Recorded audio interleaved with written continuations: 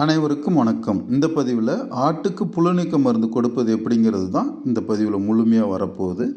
So இதில் ஆடு குட்டி போட்டதிலிருந்து பருவத்திற்கு வரும் இடைப்பட்ட காலத்திலே புழுநீக்க மருந்து கொடுத்தாலே போதுமானது. ஆடு சினையாக இருக்கும்போது புழுநீக்க மருந்து கொடுக்க வேண்டாம். ஒருவேளை ஆடு சினையாக இருக்கும்போது ஆரோக்கியம் இல்லாமல் இருந்தால் உங்களுக்கு அருகாமையில் உள்ள டாக்டரிடம் கேட்டு அவர் சொல்வதை போல் நடந்து கொள்ளுங்கள். அதுதான் சிறந்தது. இந்த பதிவில் வரக்கூடிய அனைத்துமே நீங்கள் புரிந்து கொள்வதற்காக மட்டும்தான். இதை பார்த்துட்டு நீங்களாக மருந்து கொடுத்து அதில் ஏதேனும் தவறு நடந்தால் இந்த சேனல் பொறுப்பேற்காது. உங்கள் டாக்டர் அருகாமையில் உள்ள டாக்டரை அணுகி அவரிடம் கேட்டு தான் நீங்கள் புழுநீக்க மருந்து கொடுக்கணும்.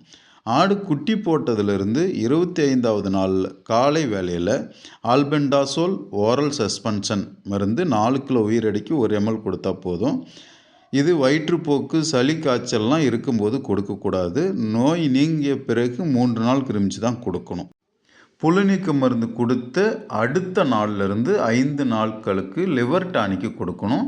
லிவர் டானிக் காலையில் கொடுக்கலாம், மதியம் கொடுக்கலாம், எப்போ வேணாலும் கொடுக்கலாம். எவ்வளோ எம்எல் புழுநீக்க மருந்து கொடுத்தீங்களோ அதே எம்எல்ல லிவர் டானிக் கொடுத்தா போதுமானது. ஆடு குட்டி போட்டு 50வது நாள் காலை வேளையில் ஃபென்மெண்டாசோல் ஃப்ரெசிகோண்டால் சஸ்பென்ஷன் 4 கிலோ உயிரடைக்கு 1 ml கொடுக்கணும். இதெல்லாமே காலை வேளையில் கொடுக்கணும். புழுநீக்க மருந்து கொடுத்து அடுத்த 2 மணி நேரத்துக்கு எந்த தீனியும் கொடுக்கக்கூடாது ஆட்டுக்கு.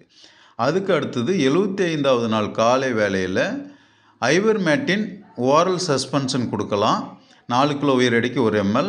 இல்லைன்னா இன்ஜெக்ஷன் டாக்டர் மூலிமா ஐவர்மெட்டின் இன்ஜெக்ஷன் போட்டுக்கொள்ளணும். இதில் இன்ஜெக்ஷன் முறை தான் சிறந்தது.